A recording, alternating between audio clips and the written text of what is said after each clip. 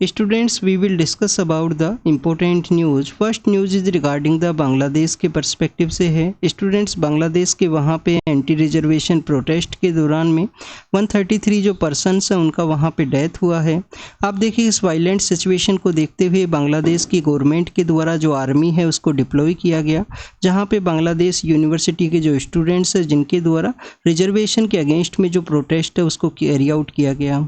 Students, अगर हम इस वायलेंट प्रोटेस्ट के बिहाइंड में जो मेन रीजंस हैं उनके पर्सपेक्टिव से रीड करें तो आप देखिए कि 1971 के समय जो बांग्लादेश लिबरेशन वॉर का समय है, उस दौरान में जिन पर्सन्स के द्वारा पार्टिसिपेट किया गया था फ्रीडम मूवमेंट के दौरान में, उन्हें फ्रीडम फाइटर का जो स्टेटस है वो दिया गया बांग्लादेश के वहाँ पे। आप देखिए कि उन फ्रीडम फाइटर्स को कुछ बेनिफिट्स हैं वो भी ग्रांट किए गए बांग्लादेश की गवर्नमेंट के द्वारा, जिसके अंदर reservation one of the benefit है वो आपको देखने के लिए मिलता है। लेटर फेज के अंदर इस रिजर्वेशन को एज ए पॉलिटिकल टूल के रूप से यूज किया गया बांग्लादेश की गवर्नमेंट्स के द्वारा, और आप देखिए कि इसको एक्सटेंड कर दिया गया कि जो फैमिली मेंबर्स हैं फ्रीडम फाइटर्स का, जो फैमिली मेंबर्स हैं उनके जो सन एंड डॉटर्स हैं उनको भी रिजर्वेशन का जो बेनिफिट है उसको ग्रांट किया जाएगा। स्टूडेंट्स, इसी जो डिसीजन है उसके अगेंस्ट में जो बांग्लादेश यूनिवर्सिटी के जो स्टूडेंट्स हैं उनके द्वारा प्रोटेस्ट को कैरी आउट किया गया है। आप देखिए कि 2018 के समय गवर्नमेंट्स के द्वारा इस रिजर्वेशन का जो बेनिफिट है उसको रिमूव कर दिया गया था, बट लेटर फेज के अंदर में आपको देखने के लिए मिलेगा कि बांग्लादेश का जो सुप्रीम कोर्ट है उसका एक डिवीजन है, हाई कोर्ट के नाम से वहाँ पे जाना करते हैं, उनके द्वारा इस रिजर्वेशन का जो बेनिफिट है उसको एक्सटेंड करने के पर्सपेक्टिव से डिस्कस किया गया कि जो फ्रीडम फाइटर्स के जो सन एंड डॉटर्स हैं उनको भी रिजर्वेशन का जो बेनिफिट है उसको एक्सटेंड किया जाए।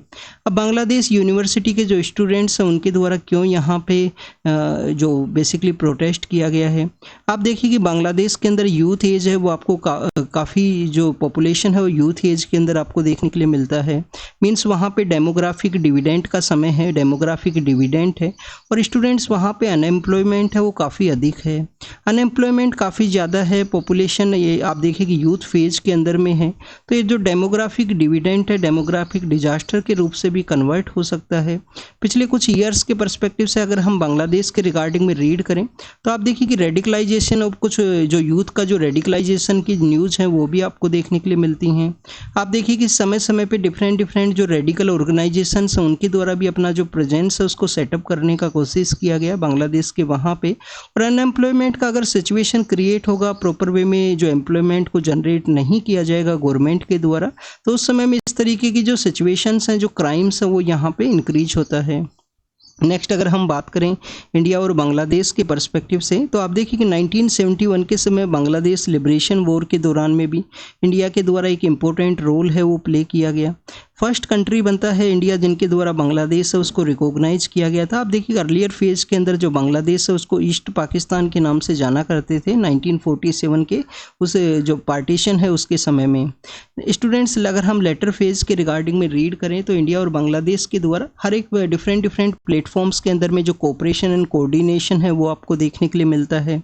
आप देखिए कि हमारे कौन कौन से स्टेट्स हैं जो बांग्लादेश के साथ में एरिया हैं वो शेयर किया करते हैं, जिसके अंदर आपको आसाम है वो देखने के लिए मिलता है। आसाम के अलावा स्टूडेंट्स मेघालय है, मेघालय के अलावा आप देखिए कि त्रिपुरा है, मिजोरम है, त्रिपुरा और मिजोरम के अलावा आपको वेस्ट बंगाल है वो आपको यहाँ पे देखने के लिए मिलेगा। आप देखिए कि हमारे यहाँ पे वाटर का जो ट्रीटी है बांग्लादेश के साथ में हमने शेयर किया गया है। तीस्ता वाटर का जो ट्रीटी है वो डिस्कशन फेज के अंदर में है। इसके अलावा गंगा के पर्सपेक्टिव से आपको एक जॉइंट कमीशन है वो देखने के लिए मिलेगा वाटर शेयरिंग के रिगार्डिंग में। कोशियारी एक रिवर है जो हमारे नॉर्थ ईस्टर्न जो पार्ट है वहाँ से फ्लो किया करता है, तो उसके रिगार्डिंग में वाटर शेयरिंग के पर्सपेक्टिव से इंडिया और बांग्लादेश के कुछ एग्रीमेंट्स हैं वो आपको देखने के लिए मिलते हैं। और भी काफ़ी कुछ एरियाज़ के अंदर में इंडिया और बांग्लादेश के द्वारा कोऑपरेशन किया गया है।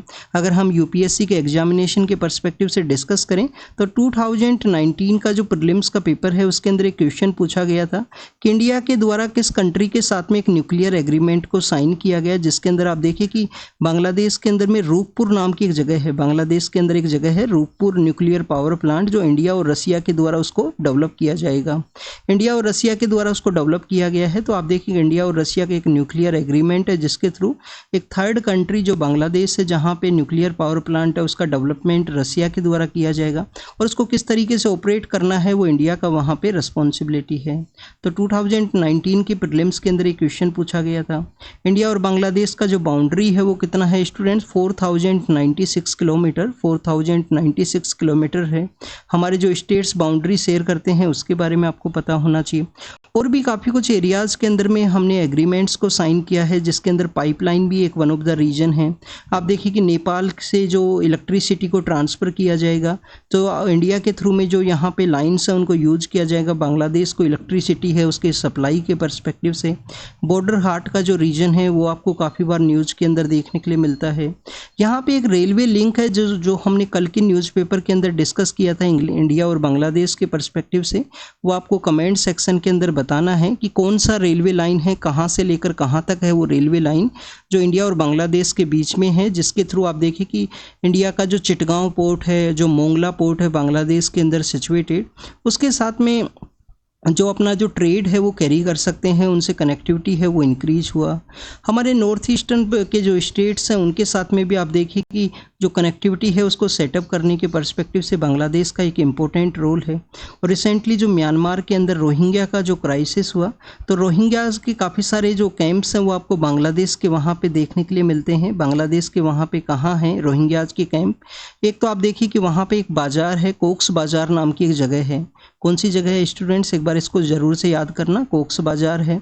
कोक्स बाज़ार आप देखिए कि रोहिंग्याज का कैंप है जिन लोगों के द्वारा म्यांमार से माइग्रेट किया गया। और इसके अलावा स्टूडेंट्स वहाँ पे एक आपको भासन चार आइलैंड है, भासन चार आइलैंड है जिसको भी डेवलप किया गया है रोहिंग्याज की कैंप्स के पर्सपेक्टिव से। इंडिया के द्वारा बांग्लादेश को जो असिस्टेंस है, जो फाइनेंशियल सपोर्ट है उसको प्रोवाइड किया गया कि आप जो रोहिंग्या पर्सनस हैं उनके कैंप्स के अंदर में जो बेसिक थिंग्स हैं उनको प्रोवाइड कीजिए। इंडिया के द्वारा फाइनेंशियल जो यहाँ पे सप्लाई है उसको किया गया है बांग्लादेश को।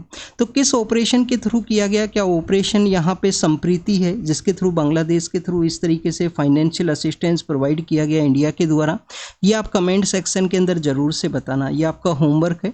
तो आप देखिए कि आपके दो यहाँ पे होमवर्क है, एक तो आपको पाइपलाइन जो रेलवे लाइन है उसके बारे में बताना है, एक आपको उस ऑपरेशन के बारे में बताना है जो इंडिया के द्वारा असिस्टेंस प्रोवाइड किया गया बांग्लादेश के अंदर में जो रोहिंग्या पर्सनस हैं उनको बेसिक थिंग्स है वो प्रोवाइड करने के रिगार्डिंग में। Next is about the NTA के द्वारा जो नीट का एग्ज़ाम कंडक्ट करवाया गया था, काफ़ी सारा जो मिसकंडक्ट है वो सामने आया था। अब आप देखिए कि इसी के रिगार्डिंग में सुप्रीम कोर्ट के द्वारा एक पेटिशन के अंदर कहा गया था कि एनटीए के द्वारा सेंटर वाइज बेसिस पे आप अपने जो स्कोर कार्ड्स हैं उनको रिलीज़ कीजिए। तो राजस्थान के अंदर एक जगह है सीकर। आप देखिए कि राजस्थान के अंदर एजुकेशन के कुछ हब्स आपको देखने के लिए मिलते हैं, स्पेशली जो 12th बेसिस पे जो एग्ज़ाम्स कंडक्ट होते हैं इंजीनियरिंग एंड मेडिकल कॉलेज के रिगार्डिंग में। तो स्टूडेंट्स वहाँ पे आपको फर्स्ट हब है वो तो कोटा आपको देखने के लिए मिलता है, कोटा आपको है फर्स्ट हब। सेकंड आप देखिए कि सीकर है, बट सीकर के ही कुछ एरिया जहाँ पे नीट के जो सेंटर्स रहे वहाँ पे बच्चों के द्वारा काफ़ी कुछ स्कोर किया गया है, तो उसके बारे में यहाँ पे डिस्कस किया गया है कि सीकर के वहाँ से जो रिजल्ट्स हैं वो काफ़ी अच्छे देखने के लिए मिले, काफ़ी सारा जो स्कोर आया है। अब उसके अंदर क्या कोई मिसकंडक्ट है या क्या रीजन्स है, उस सभी को एग्जामिन करने का जो रिस्पॉन्सिबिलिटी है हमारी जो इन्वेस्टिगेशन एजेंसीज हैं उनके पास में है। नेक्स्ट अगर हम बात करें सीकर के बारे में, यहाँ पे रीड किया गया है, तो आप देखिए कि राजस्थान का ये जो सीकर का एरिया है, सीकर है, सीकर के अलावा स्टूडेंट्स यहाँ पे झुंझुनू है। झुंझुनू एक एरिया है जहाँ पे आपको काफ़ी सारे जो सोल्जर्स हैं वो देखने के लिए मिलेंगे, नंबर ऑफ़ सोल्जर्स हैं वो काफ़ी अधिक हैं। अभी रिसेंटली हमने डोडा का जो अटैक के बारे में रीड किया था जिसके अंदर कुछ सोल्जर आप देखिए कि झुंझुनू से ही रिलेटेड थे। इसके अलावा स्टूडेंट्स यहाँ पे एक चूरू नाम की एक जगह है, तो सीकर है, झुंझुनू है, चूरू है, ये कुछ ऐसे एरियाज़ हैं जो अपनी जो हवेलीज़ हैं उसके लिए फेमस हैं। काफ़ी सारे जो टूरिस्ट हैं वो यहाँ पे विजिट किया करते हैं। स्टूडेंट्स इन 3-4 जो यहाँ पे जो डिस्ट्रिक्ट्स का एरिया है जिसको कि जाना जाता है किस नाम से, शेखावटी, शेखावटी के नाम से इसको जाना करते हैं। स्टूडेंट्स इस एरिया का एक यहाँ पे एक आपको कैरेक्टरिस्टिक फीचर देखने के लिए मिलेगा चूरू के पर्सपेक्टिव से। समर के समय यहाँ पे जो टेम्परेचर है वो काफ़ी इंक्रीज होता है, काफ़ी ज़्यादा आपको हाई देखने के लिए मिलेगा। और विंटर के समय जब भी हम देखते हैं तो आपको जो टेम्परेचर है वो काफ़ी कम देखने के लिए मिलता है। क्या उसके मेन रीजन्स हैं? काफ़ी बार जो स्टूडेंट्स चूरू से बिलोंग किया करते हैं उनसे ये इंटरव्यू के अंदर ये क्वेश्चन है वो पूछ लिया करते हैं कि क्या ऐसे मेन रीजन है, टेम्परेचर काफ़ी ज़्यादा हाई है, काफ़ी ज़्यादा लो है, डिफरेंट यहाँ पे सीजन्स के दौरान में। चांदीपुरा वायरस के पर्सपेक्टिव से क्वेश्चन है न्यूज़ है। तो स्टूडेंट्स सेंटर के द्वारा रिव्यू किया गया है 3 स्टेट, जहाँ पे आप देखिए कि आपको जो चांदीपुरा वायरस है, चांदीपुरा वायरस के अलावा अगर हम डिस्कस करें तो एक्यूट जो एन्सेफेलाइटिस सिंड्रोम है उसके भी कुछ केसेज हैं वो सामने आए हैं। 3 स्टेट्स कौन कौन से हैं स्टूडेंट्स? गुजरात है, गुजरात के अलावा मध्य प्रदेश है और राजस्थान है। तो स्टूडेंट्स यहाँ पे जो केसेज हैं वो सामने आए।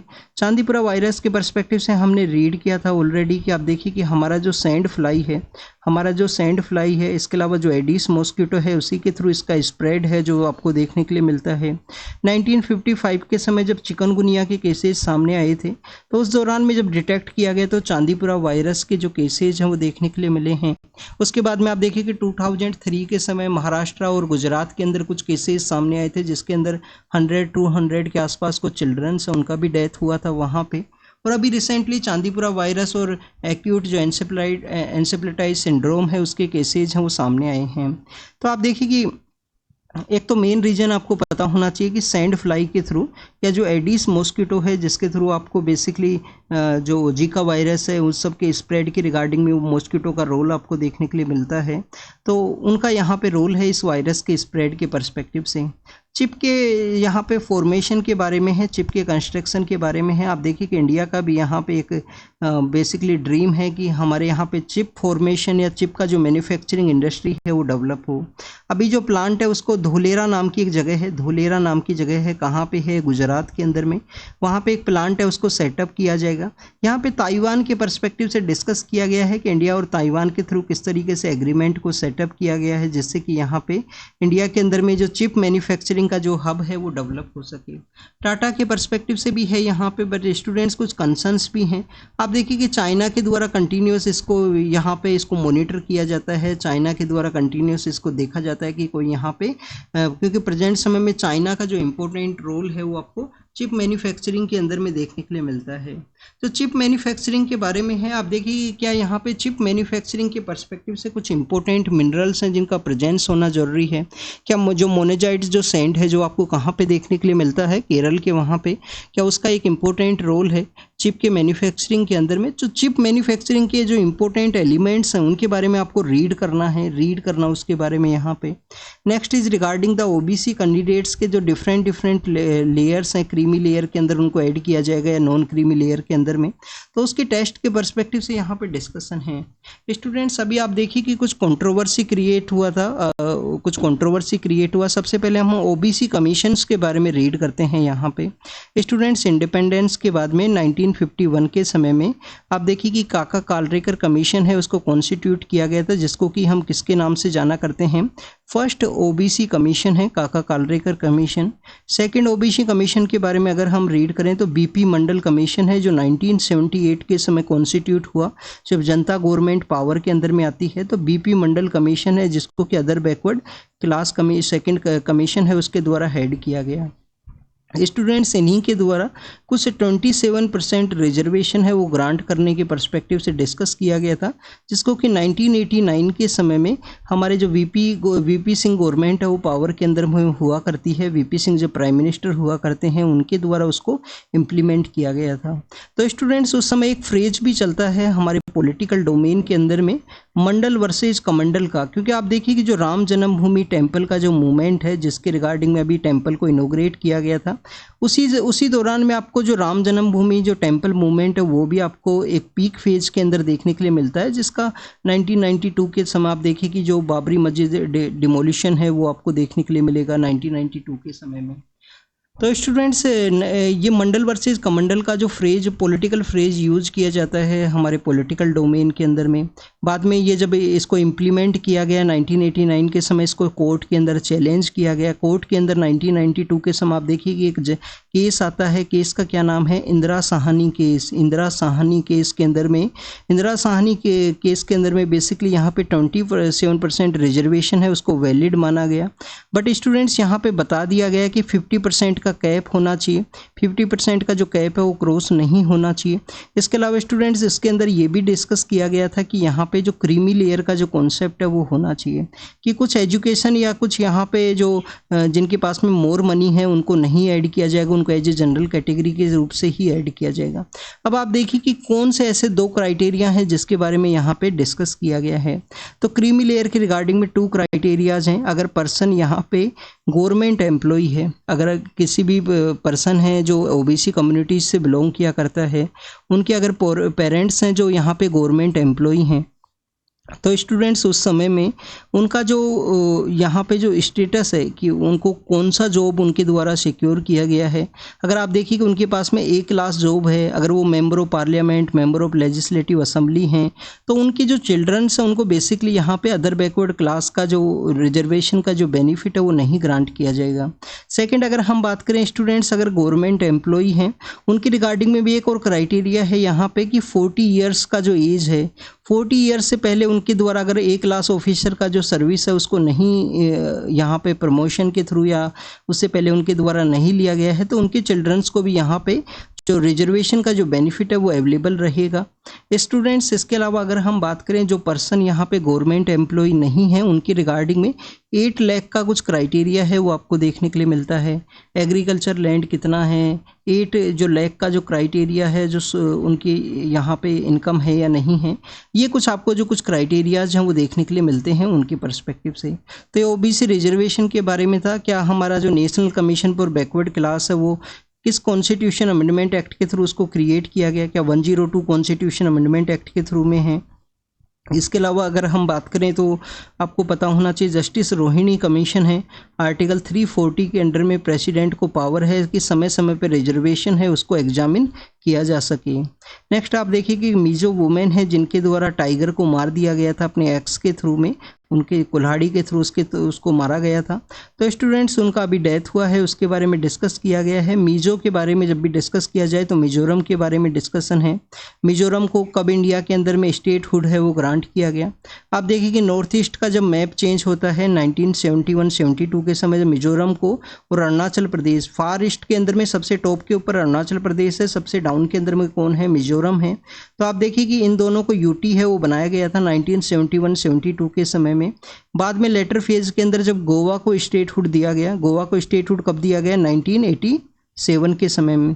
तो गोवा को जब स्टेटहुड दिया गया था, मिजोरम को भी उसी समय में स्टेटहुड दिया गया और अरुणाचल प्रदेश को भी स्टेटहुड उसी समय आपको देखने के लिए मिलता है। एक रिपोर्ट पब्लिश हुआ कि कुछ 11.9 लाख जो पर्सन्स हैं उनका डेथ हुआ था कोविड-19 के समय में। तो आप देखिए कि सेंटर के द्वारा उसको रिजेक्ट किया गया है कि ओवर एस्टिमेट जो डाटा है वो बताया गया है यहाँ पे। सेंटर पोल्यूशन कंट्रोल बोर्ड के बारे में है, उनके द्वारा जो प्लास्टिक वेस्ट है उसको एग्जामिन किया जाएगा। आप देखिए कि प्लास्टिक वेस्ट रूल्स के अंदर में एक्सटेंडेड प्रोड्यूसर रिस्पॉन्सिबिलिटी आपको देखने के लिए मिलता है, जिससे कि जो प्लास्टिक है उसको रिसाइकिल किया जा सके। काफ़ी सारी फर्म्स के द्वारा यहाँ पे टू मच क्लेम किया गया है कि उनके द्वारा इस तरीके से जो एक्सटेंडेड प्रोड्यूसर रिस्पॉन्सिबिलिटी के थ्रू में जो प्लास्टिक है उसको रिसाइकिल किया गया। तो उसी के रिगार्डिंग में यहाँ पे सेंट्रल पोल्यूशन कंट्रोल बोर्ड के द्वारा उसको एग्जामिन किया जाएगा। आईएएस जो प्रोबेशनर ऑफिसर्स हैं उनके बारे में है। आप देखिए कि रिसेंटली एक केस सामने आया था महाराष्ट्र के वहाँ पे, तो उस केस के अंदर में काफ़ी कुछ मिसकंडक्ट देखने के लिए मिला। जिस पर्सन के द्वारा रिजर्वेशन को क्लेम किया गया था रिक्रूटमेंट प्रोसेस के दौरान में, उनके द्वारा आप देखिए कि जिस कैटेगरी से वो बिलोंग किया करते हैं उसके अंदर ऑलरेडी उनके जितने भी अटैम्प्ट्स हैं उनको उन्होंने बेसिकली यहाँ पे अटैम्प्ट्स हैं वो कंप्लीट हो चुके थे। उनके द्वारा डिफरेंट वे में क्लेम किया गया है, डिफरेंट जो डॉक्यूमेंट्स हैं उनके थ्रू में अपना कैटेगरी है जो डिफरेंट यहाँ पे शो किया गया। स्टूडेंट्स ऐसा ही एक इंसिडेंट 2019 के समय भी आप देखिए कि उस समय मीडिया के अंदर इतना हाईलाइट नहीं हुआ था।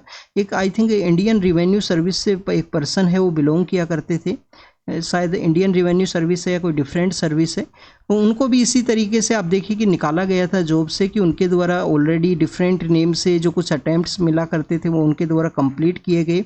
बाद में जो अपने डॉक्यूमेंट्स है वो चेंज करते हुए उनके द्वारा रिक्रूटमेंट प्रोसेस के अंदर में फिर से पार्टिसिपेट किया गया। नेक्स्ट अगर हम बात करें स्टूडेंट्स, इस केस के अंदर सामने ये आया है कि डिस्ट्रिक्ट ट्रेनिंग के दौरान में ऑफिसर के द्वारा टू मच बेनिफिट्स हैं वो क्लेम किए गए। उसी की वजह से मीडिया के अंदर हाईलाइट हुआ और आप देखिए कि जब उनका एग्जामिन किया गया तो वो काफ़ी एक प्रोस्परस फैमिली हैं जो काफ़ी वहाँ पे करोड्स का प्रॉपर्टी है उनके पास में। इलेक्शन प्रोसेस के अंदर वो पार्टिसिपेट कर चुके हैं, बट आप देखिए उनके द्वारा इस तरीके से रिजर्वेशन का जो बेनिफिट है वो यहाँ पे लेने का कोशिश किया गया। जेंडर गैप के पर्सपेक्टिव से है। वर्ल्ड इकोनॉमिक फोरम के द्वारा। तो स्टूडेंट्स इसके बेसिकली आप देखिए कि इसके अंदर ये भी डिस्कस किया गया है कि अगर कोई पर्सन है, प्रोबेशनर जो समय है, प्रोबेशनर समय के द्वारा उनके द्वारा इस तरीके का एक्टिविटी को कैरी किया जाएगा एंटी रूल्स के रिगार्डिंग में, तो उनका जो सर्विस है उसको टर्मिनेट किया जा सकता है।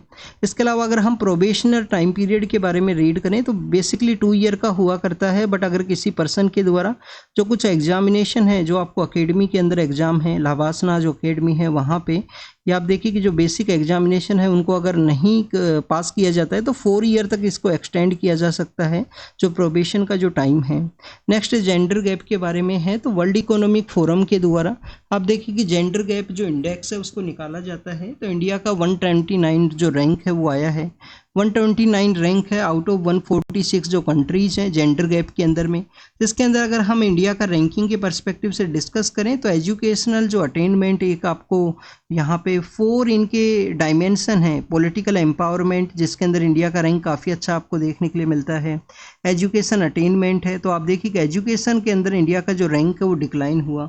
हमारा जो प्राइमरी एजुकेशन है, सेकेंडरी एजुकेशन है, उसके अंदर एनरोलमेंट तो आपको काफ़ी अच्छा देखने के लिए मिलेगा, बट आप देखिए कि ड्रॉप आउट रेट है वो भी सेकेंडरी एजुकेशन के अंदर ड्रॉप आउट रेट है। हमारी जो मिनिस्ट्री ऑफ एजुकेशन है उनका यूनिफाइड डिस्ट्रिक्ट इंफॉर्मेशन सिस्टम है एजुकेशन का, जिसके थ्रू डाटाज है उसको कलेक्ट किया जाता है। हमारा ऑल इंडिया सर्वे है हायर एजुकेशन के पर्सपेक्टिव से, उसके रिगार्डिंग में जो डाटाज का जो कलेक्शन है वो आपको एजुकेशन सेक्टर के अंदर देखने के लिए मिलेगा। इसके अलावा आप देखिए कि सेकेंडरी लेवल के ऊपर ड्रॉप आउट रेट है वो काफ़ी अधिक है, और भी काफ़ी कुछ ऐसे रीजन्स माने गए हैं जिसके अंदर स्टूडेंट्स यहाँ पे टीचर्स का प्रेजेंस, अगर वुमेन टीचर्स नहीं है तो आप देखिए कि वहाँ पे पेरेंट्स के द्वारा भी हेजिटेट किया जाता है, और कम वहाँ पे जो आपको बेसिकली जो यहाँ पे जो गर्ल चिल्ड्रंस हैं उनका एनरोलमेंट काफ़ी कम देखने के लिए मिलेगा। ट्रांसपोर्ट भी एक इश्यू है यहाँ पे। इसके अलावा स्टूडेंट सैनिटेशन भी एक इश्यू है। आप देखिए कि यहाँ पे कुछ राजस्थान की जो स्कूल्स हैं उनके पर्सपेक्टिव से डिस्कस किया गया है, वहाँ पे कुछ सैनिटेशन के जो इश्यूज हैं वो आपको देखने के लिए मिलते हैं। तो ये कुछ रीजन्स है जिसकी वजह से लेस पार्टिसिपेशन के बारे में डिस्कशन है। नेक्स्ट अगर हम बात करें, आप देखिए कि गाजा का जो सेंट्रल पार्ट है वहाँ पे अटैक किया गया इजरायली जो अथॉरिटीज़ हैं उनके द्वारा। इसके अलावा यहाँ पे आप देखिए कि इजराइल के अंदर में होती रिबेलियंस के द्वारा यमन से एक ड्रोन है उसको लॉन्च किया गया था। अब इजराइल के द्वारा फिर से स्ट्राइक किया गया है होती जो रेबल्स हैं उनके अगेंस्ट में। टर्की के द्वारा साइप्रस के पर्सपेक्टिव से डिस्कशन है। आप देखिए अर्लियर फेज के अंदर में साइप्रस जो कि कहाँ पे सिचुएटेड है, मेडिटेरियन सी के वहाँ पे। मेडिटेरियन सी के बारे में जब भी हम रीड करते हैं स्टूडेंट्स 2-3 बेसिक इन्फॉर्मेशन आपको पता होनी चाहिए। आप देखिए एक तो मेडिटेरियन जो क्लाइमेटिक कंडीशन है उसके बारे में आपको जानकारी होना चाहिए। विंटर के समय वहाँ पे बारिश हुआ करता है, और साइट्रस फ्रूट्स हैं उनका जो प्रोडक्शन है वो काफ़ी हायर आपको देखने के लिए मिलेगा। और आप देखिए कि हमारे यहाँ पे जो नॉर्दर्न पार्ट ऑफ इंडिया के अंदर वेस्टर्न डिस्टर्बेंस की वजह से जो बारिश होता है विंटर के समय में, जो कि रबी का जो क्रॉप है उसके लिए काफ़ी सही है। तो आप देखिए कि वो बेसिकली जिसका ओरिजिनेशन है उस समय जो वेस्टर्न डिस्टर्बेंस के अंदर जो मॉइस्चर का जो ओरिजिनेशन है वो आपको मेडिटेरियन सी के वहाँ से ही देखने के लिए मिलता है। तो मेडिटेरियन सी के अंदर सिचुएटेड है साइप्रस। साइप्रस के रिगार्डिंग में डिस्कशन है कि यूएन के थ्रू मेडिएशन का कोई ज़रूरत नहीं है, टर्की और साइप्रस के द्वारा जो डिस्कशन है उसको कैरी आउट किया जा सके। चाइना के अंदर में स्टूडेंट्स लैंडस्लाइड इन सभी के पर्सपेक्टिव से डिस्कस किया गया है जिसके अंदर कुछ पर्सनस का वहाँ पे डेथ हुआ है।